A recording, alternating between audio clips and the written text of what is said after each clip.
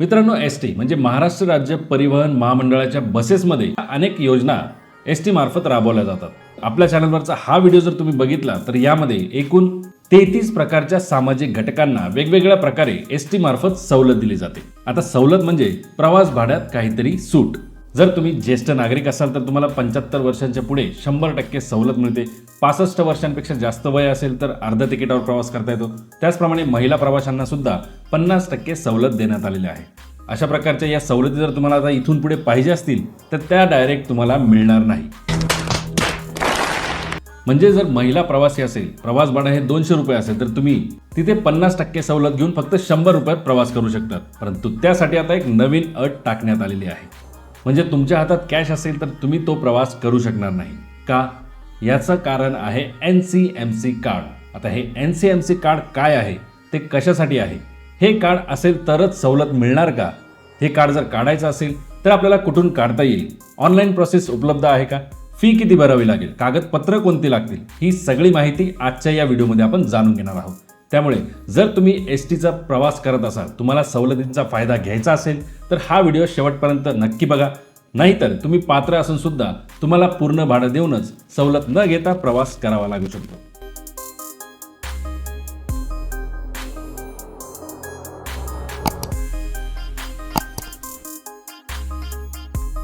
NCMC card याचा फुल form आहे national common mobility card. हे एक स्मार्ट आणि कॉन्टॅक्टलेस कार्ड आहे, ज्यामुळे तुम्ही एसटी बसमध्ये डिजिटल पेमेंट करून तुमच्या सवलतीसह प्रवास करू शकता.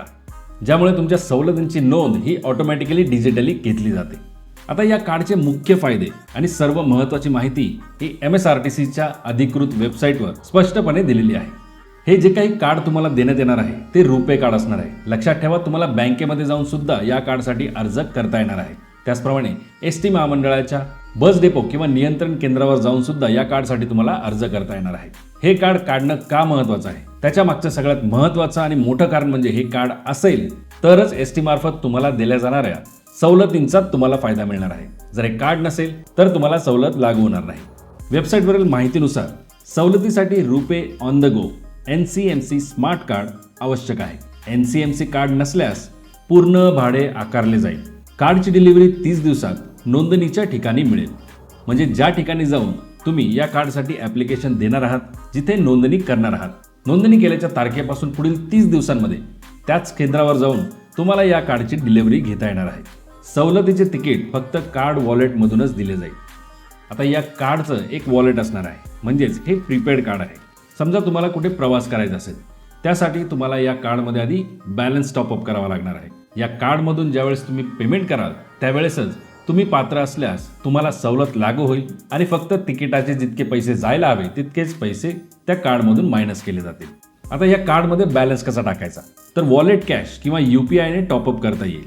म्हणजे तुमच्या बँकेतून डायरेक्टली UPI थ्रू या कार्डमध्ये बॅलन्स टाकता येणार आहे. म्हणूनच एसटीचा प्रवास करत असताना हे कार्ड आता अत्यंत महत्त्वाचं ठरणार आहे. जर तुम्ही ज्येष्ठ नागरिक असाल, तुमच्यासाठी वयाचा पुरावा म्हणजे आधार कार्ड जरी असलं तरी सुद्धा तुमच्याकडे NCMC कार्ड असेल तरच त्या कार्डमधून ज्यावेळेस पेमेंट केलं जाईल त्यावेळेसच तुम्हाला ती ज्येष्ठ नागरिकांची सवलत लागू केली जाईल. महिला प्रवाशांना सुद्धा हाच नियम लागू असेल. महिला प्रवासी असेल, त्यांच्याकडे NCMC कार्ड असेल, त्या कार्डमधून पेमेंट होत असेल तरच तुम्हाला सवलती लागू केल्या जातील. अदरवाईज तुम्हाला पूर्ण भाडं भरावं लागणार आहे. आता हे NCMC कार्ड कशाच्या बेसवर बनवलं जाईल, तर हे आधार बेसच असणार आहे. आधार कार्डचाच फोटो आणि आधार कार्ड प्रमाणेच नाव या NCMC कार्डवर असणार आहे. सदर कार्ड रोख, समतुल्य व अहस्तांतरणीय आहे.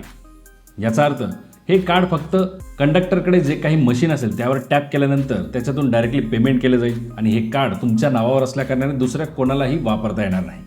सवलतीधारी प्रवाशांनी आरक्षण तिकीट काढताना कार्ड व्हॅलिडेशन करणे आवश्यक आहे. म्हणजे तुम्हाला सवलत तर मिळते, परंतु तुम्हाला तुमचं सीट सुद्धा रिझर्व करून पाहिजे असेल, सीट हे तुम्हाला आरक्षित करून पाहिजे असेल तर ते करण्या अगोदर तुम्हाला तुमचं कार्ड व्हॅलिडेट करून घेणं अत्यंत महत्त्वाचं असेल. हरवलेली किंवा खराब झालेली कार्डे सशुल्क पद्धतीने बदलून देण्यात येतील. जर तुमचं कार्ड हरवलं असेल किंवा खराब झालं असेल, आता तुम्हाला नवीन कार्ड पाहिजे असेल तर त्यासाठी आवश्यक ती फीस भरून तुम्हाला नवीन कार्ड मिळवता येईल. आणि नवीन स्मार्ट कार्ड केवळ 199 रुपयांमध्ये उपलब्ध आहे. म्हणजेच हे कार्ड काढण्यासाठी ज्यावेळेस तुम्ही ॲप्लिकेशन करणार त्यावेळेस तुम्हाला 199 रुपयाची फी भरायची आहे. जर तुमचं कार्ड खराब जरी झालेलं असेल तर त्यावेळेसही फी आकारली जाईल. आता सगळ्यात महत्त्वाचं, या कार्डसाठी कुठे अर्ज करायचा आणि कोणकोणती डॉक्युमेंट्स लागणार आहेत याची ही माहिती वेबसाईटवर दिलेली आहे. या लिस्टनुसार सवलतीचा प्रकार हा जर महिला असेल तर बस डेपो किंवा नियंत्रण केंद्रामध्ये जाऊन अर्ज करता येईल किंवा अधिकृत एजंटद्वारे अर्ज करता येईल. यासाठी आवश्यक कागदपत्र म्हणजे फक्त आधार कार्ड. ज्येष्ठ नागरिकांसाठी सुद्धा तेच. इथेही आधार कार्ड महत्त्वाचं असेल. इथे आधार कार्डद्वारे तुम्हाला अर्ज करता येईल. अमृत ज्येष्ठ नागरिक असतील तरी सुद्धा आधार कार्ड महत्त्वाचं आहे. दृष्टीहीन व्यक्ती असेल तर बस डेपो किंवा नियंत्रण केंद्रावर जाऊन अर्ज करता येईल. अधिकृत एजंटद्वारे सुद्धा अर्ज करता येणार आहे. तिथे वैश्विक ओळखपत्र या डॉक्युमेंटची गरज आहे. दिव्यांग, शारीरिक अपंग असतील तरी सुद्धा त्यांना वैश्विक ओळखपत्र जमा करावे लागणार आहे. जर विद्यार्थी असेल तर त्यांना बस डेपो किंवा नियंत्रण केंद्रामध्ये जाऊन अर्ज करता येईल.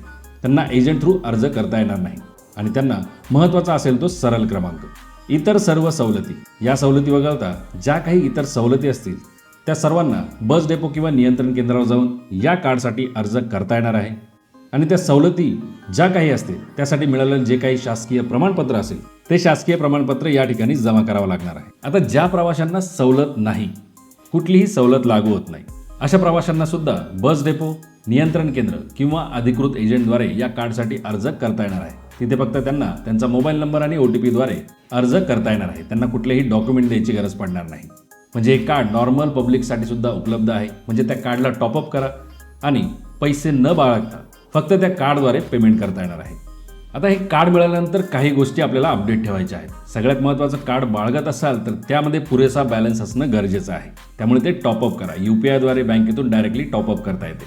सवलतीसाठी तुम्ही पात्र असाल तर ती माहिती अपडेट करून ठेवा. जर तुमचं कार्ड हरवलं असेल तर अर्ज करून ते त्वरित ब्लॉक करा आणि नवीन कार्डसाठी अर्ज करा. आणि तुमच्याकडे NCMC कार्ड आहे म्हणून कॅश न देता फक्त कंडक्टरकडे असलेल्या मशीनवर कार्ड टॅप करून त्यातूनच पेमेंट करा. थोडक्यात, जर तुम्ही MSRTC महाराष्ट्राच्या लाल परीने महाराष्ट्राच्या कुठल्याही बसने सवलतीसह प्रवास करणार असाल तर त्यासाठी NCMC कार्ड हे फार महत्त्वाचं ठरणार आहे. ते अत्यंत उपयुक्त मानलं जाणार आहे. त्यामुळे आजच तुमचं NCMC कार्ड काढून घ्या आणि सवलतींचा फायदा घ्या. धन्यवाद. जय हिंद, जय महाराष्ट्र.